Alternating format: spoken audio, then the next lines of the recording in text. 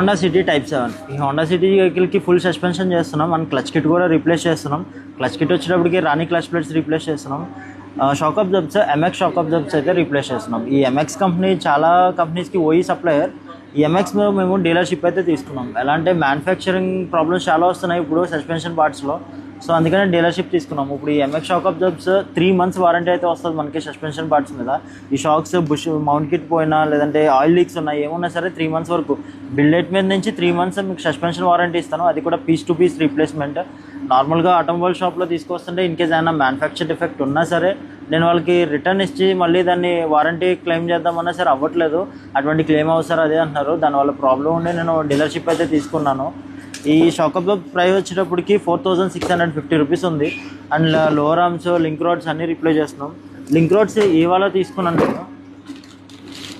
links వచ్చేటప్పటికి మనకి